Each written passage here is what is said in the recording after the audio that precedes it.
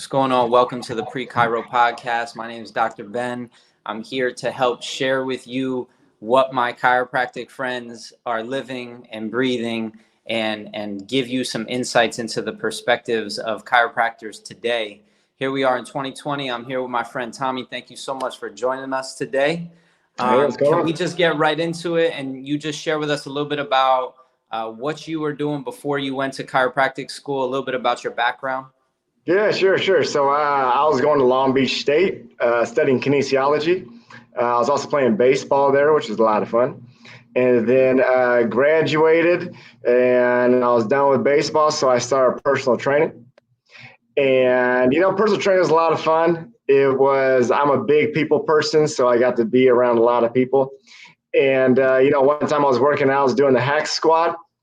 Put a couple plates on, and then first rep went down, felt a pop in my back, and being the meathead beefcake that I was, I got out, and I'm not going to stop my workout over one little pop in the back. So I hopped back in and went down again, felt the second pop, and I was like, oh damn, it was like two pops in the back. That's not good. So I called it a day, and the next day I went there, and it was back day.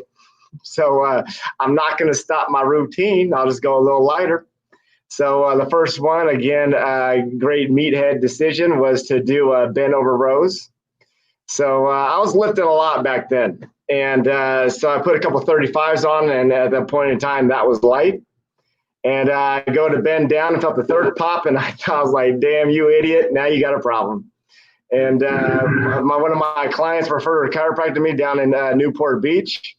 And I went down there. I had a great experience. And, the main thing that got me is when he started talking about the central nervous system. And because the central nervous system, anytime you hear someone has a nerve problem, that's a big problem.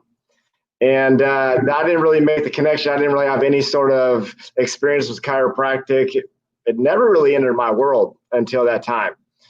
So I was going to see the chiropractor, and I had a great experience. Ended up doing an internship for him, and then he got me on it to come up, do my prereqs back in Northern California. And then I had two chemistries, organic chemistries, and a physics class to do.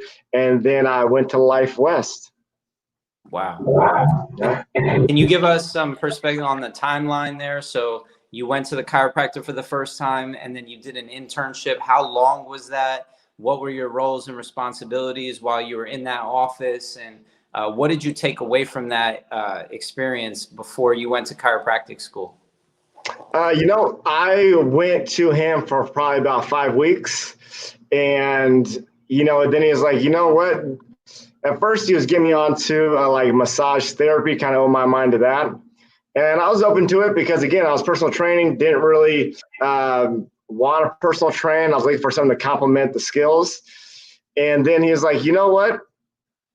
You can either go to massage therapy school and be done in 9 months, or you can do all your prereqs and then go into chiropractic college in 9 months. And he's like, look, man, I made $400,000 last year. And I was like, what? What the hell would I even do with $400,000? I was like, sign me up for it, So did that and then entered the college. I remember the funny thing was I got done with my organic chems and my physics class, and it was summertime. And I get a call from Life West. They're like, hey, you know what? Yeah, we see you got all your education done. Want to know if you want to start this summer and get ahead of the schedule. And I was like, hell no. I was like, I know exactly what I'm getting into. It's all school, none but school. I got one last summer. I'm going buck wild. So then I'm going to start in September when I would normally start school. And so that's how it went down.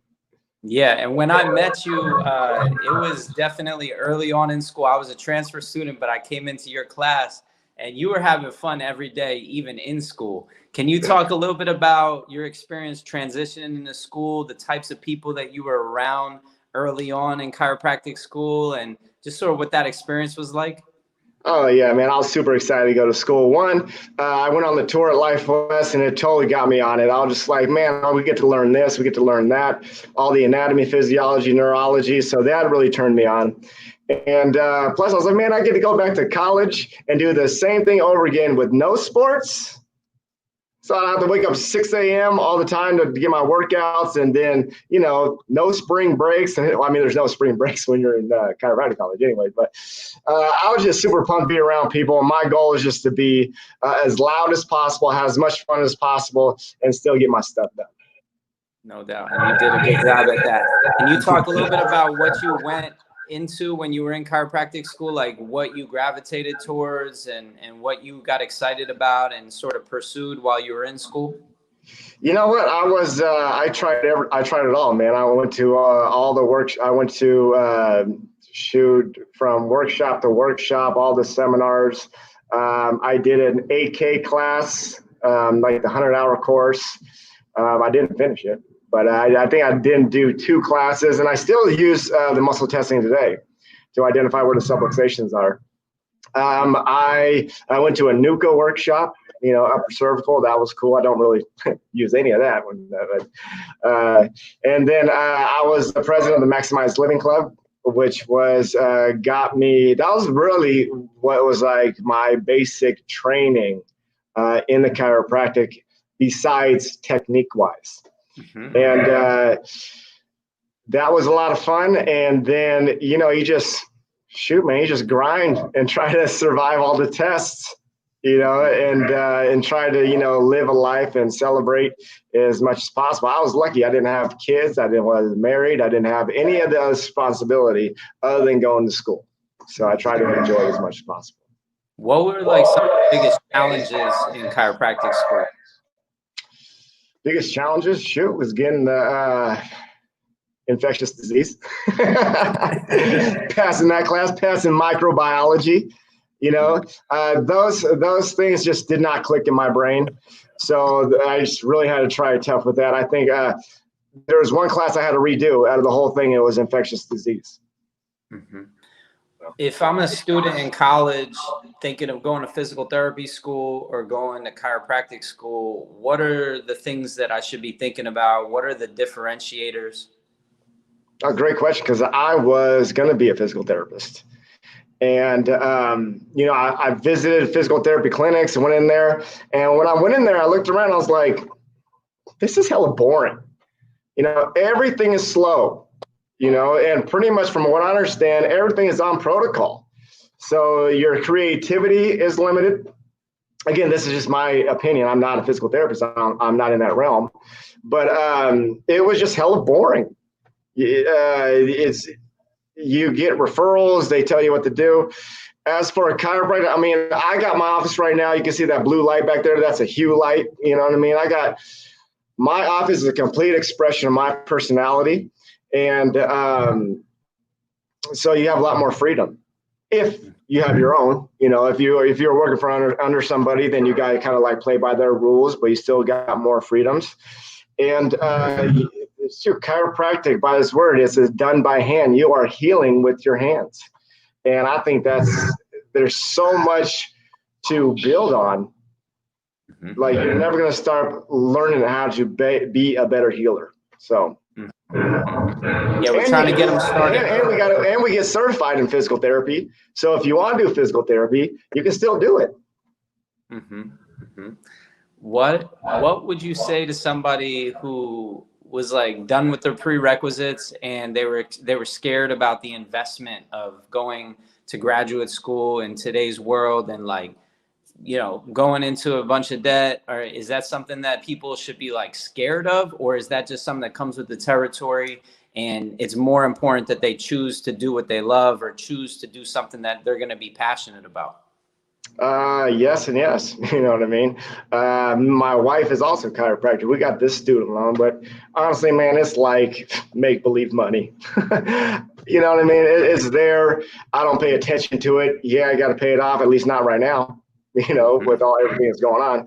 But I think it comes with the territory. I mean, you go to physical therapy, you go to medical school, they got even worse. You know what I mean? So it just comes with it. No doubt. To speak specifically to personal trainers, how could your skills as a personal trainer really help you when becoming a chiropractor? Like, how can you build on top of those skills? Oh, you just get a deeper understanding of the body. You already know like functional movements and muscles, origin assertions, and that might take you more into the muscle work angle of chiropractic, which is totally fine. But you already have an understanding of the body. And if you're athletic, then you will be even better of an adjuster because the adjustment itself is an athletic event. Fast twitch fibers, getting the whole body involved in an adjustment. So you generally have an advantage. Can you describe a little bit about the systems and procedures that you've put into place? You said that your clinic is a creative expression of who you are. How would you describe your clinic and the experience that people have when they come in to see you? Well, I'll tell you this way. We did a survey to find that out. And we had a little drop box and we asked all of our patients, if you can describe your experience in our office in 3 words, what would it be? And we tallied them all up, and the top ones in order were fun, welcoming, and educational. So every time someone comes in, we got freaking music blasting. We were thinking of a theme for September, and because Chiropractic Awareness Month is October this month, but chiropractic had his birthday in September. But there was all these bunch of initial national days. We had National Beard Day, where we bought a bunch of beards, fake beards, and we have people putting them on their face, putting them on their mask, and just having hella fun in the office. And then at the same time, slipping in that education so they know that this is not just like a, play area. You're getting the education as well. Yeah. Can we get into that education? Can you describe the connection between the central nervous system and the spine, and locating, detecting, and analyzing vertebral subluxations, and how serious you've taken the training on how to communicate that to somebody in a way that makes sense to them, but also just some insights into the methods that you utilize in your clinic to work with people in that way? Oh, absolutely. So what I tell patients because communication is key. Chiropractic has its own perception, especially for people who don't know what it is. So every chiropractor typically has their own specific way of describing it. So the way I describe to patients is that the subluxations are segments of the spine that irritate your nervous system. And I'll ask them, what's your nervous system for? And they're like, well, it controls everything. I'm like, yeah. So subluxations can literally affect everything in your body. And that's what we're going to look for today. So kind of, you gotta simplify. I don't like saying dumb it down. You just gotta simplify it. Sometimes, in the beginning of practice, man, I want to talk about the motor nerves, sensory nerves, all the autonomic nerves, this, and then then I get exhausted. I'm like, I wonder what they feel like. You know what I mean? So over the years, I learned how to really simplify it and get them to understand it, and then you could trickle in the deeper stuff. And just from like a clinical standpoint, you're using X-ray, you're using the subluxation station. Obviously, you're palpating them and checking their spine. Can you talk a little bit about how those tools guide your care plan, or just how they inform the people and give them more clarity of what's really going on with them? Oh, absolutely. So we do have the subluxation station. We use the thermography, surface EMG. We have the heart rate variability. We don't use it as much just for time-wise. And we got the digital X-rays. We take motion X-rays to identify the biomechanics, and then we sit them down, go through the whole thing. And, you gotta get them to see the big picture of their condition. If a patient comes in and says, I got this problem, I don't sleep well, I'm uncomfortable, it's affecting my moods, I'm just not present, You know what I mean? And they've been dealing with this for, 6 months or years or whatever. It's like, well, if you're not sleeping, you're not healing. And they agree with you on that. And if you're not present, you don't get to enjoy life, and they agree on that. So it's like, well, so if you don't fix this, then what's going to happen? Like, oh, my life's going to suck. Well, then let's fix it. Then what if we fix it? Then what does that look like? Oh, it looks like this. Looks like this. Like, oh, that's what we're going for. So you can really like get them to see really how it's really affected them, and then on the other side of what it's like to not have it. So it's and then there's being in an agreement on what expectations are and what our goals are. It sounds like coming to them with positive expectations, that they might have diagnoses already, or they've been labeled, or they see themselves as one way, and you're saying, actually, yeah, I'm going to let you see, or maybe they don't see themselves, maybe they're unaware of it, but you help them see themselves that way.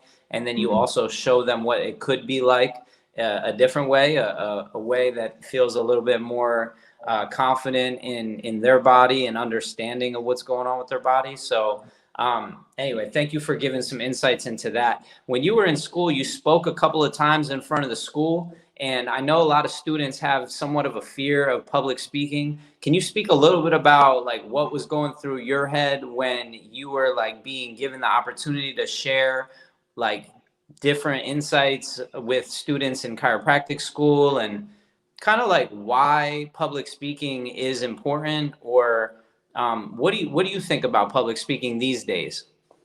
Well, I mean, we do a lot because we do a lot of lunch and learns, educating. Well, because one of the biggest things is education.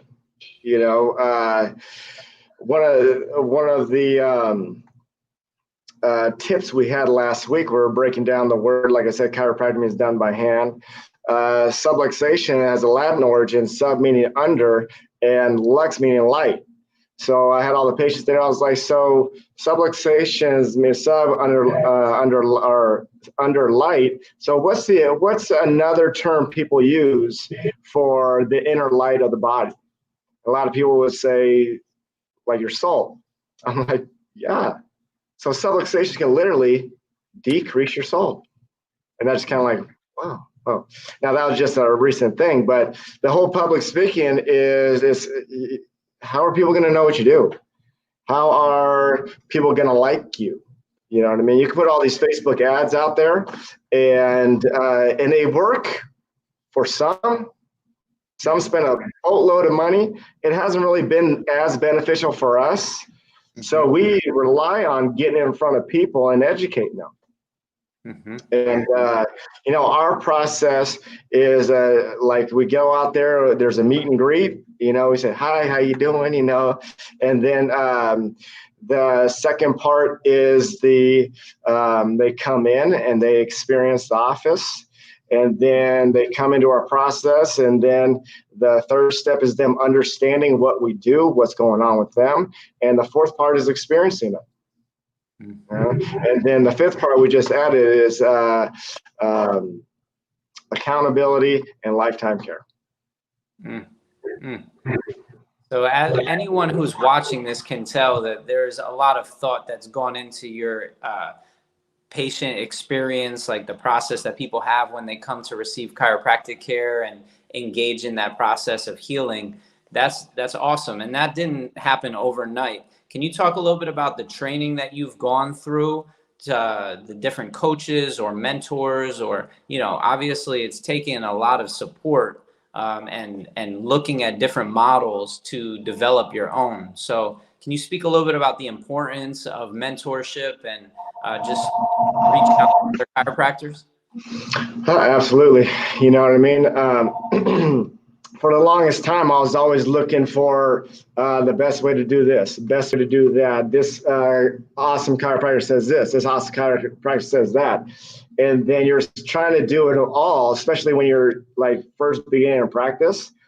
But it's not until you really identify how you want to run your practice. How do you want, or what is realistic within your space? You know what I mean? There's high volume docs. I would love to be a high volume doctor. Let's see, 1,000 a week. I work 4 days a week, less than 20 hours, like on the books. That doesn't have 1,000 a week. So for me to strive to be 1,000 a week, I've let that go. So I've gotten more on the same page with my wife, who's also a chiropractor, and then our staff on really what we wanted. But coaching is key. Again, I kind of grew up with the maximized living model, and then got done with that, and I just kind of did my own thing. And then it came to a point I was like, you know what? I feel like I'm just freaking shooting in the dark. You know what I mean? Let's find a coach. And then we went online, looked at this coaching group, that coaching group, talked to a bunch of them, and then we found one that we liked, and we've been with him for 5 years. And yeah, man, you're just constantly trying to make your stuff easier.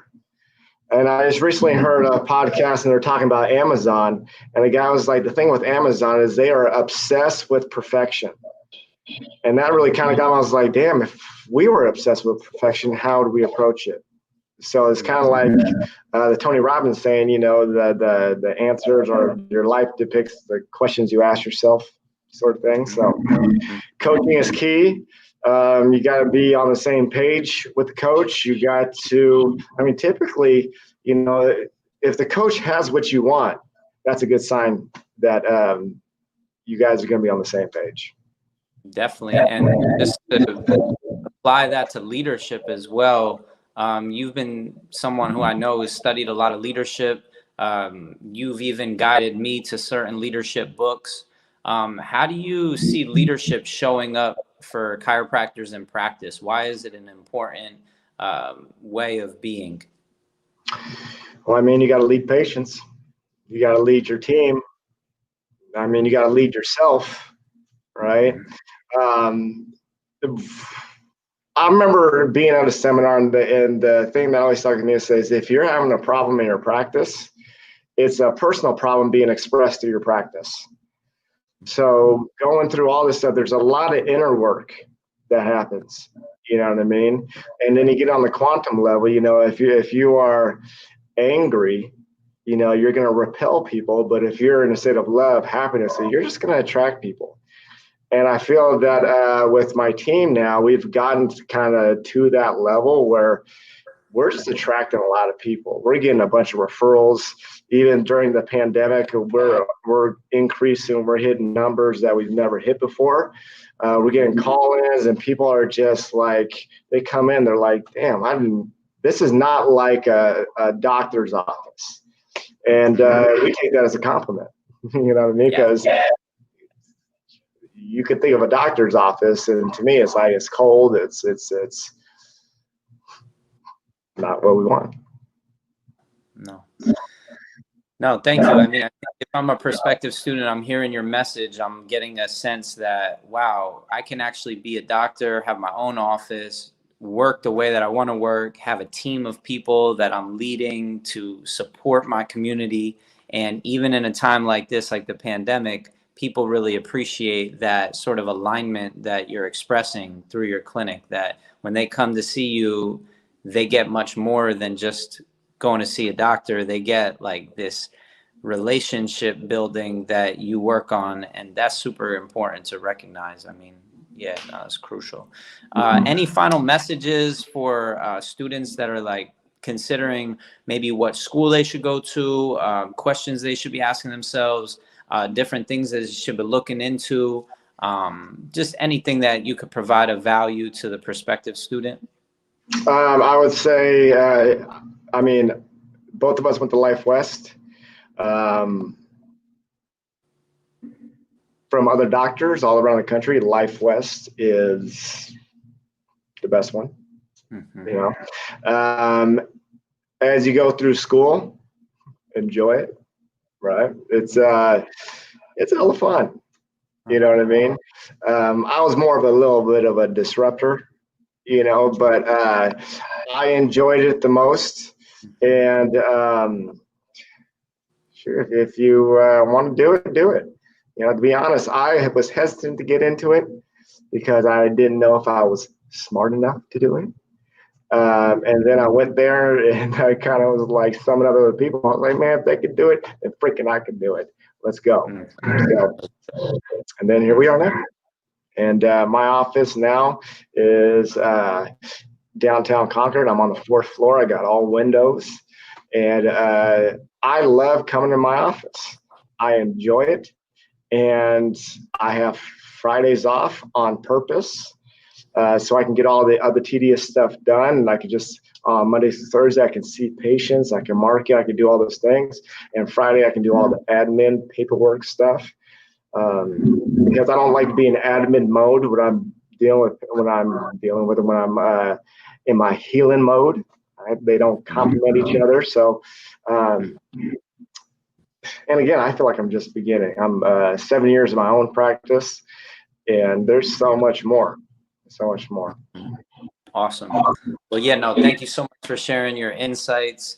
You and I are both enjoying being chiropractors here in 2020, where a lot of people are having to look in the mirror and do some soul searching because they realize the job they have or the path that they took was not necessarily the thing that they're passionate about or that gives them a sense of purpose. And it's clear hearing from you, the type of work you're doing, the type of clinic you've created, that you're living a life of purpose. So I just want to acknowledge that you and I are here 7 years into our practices and still loving it. And like you said, just getting started. We plan to keep practicing. I mean, do you have any goals for the future? Anything you want to sort of speak into existence right now of like how you envision the next 10 years or 20 years playing out in practice?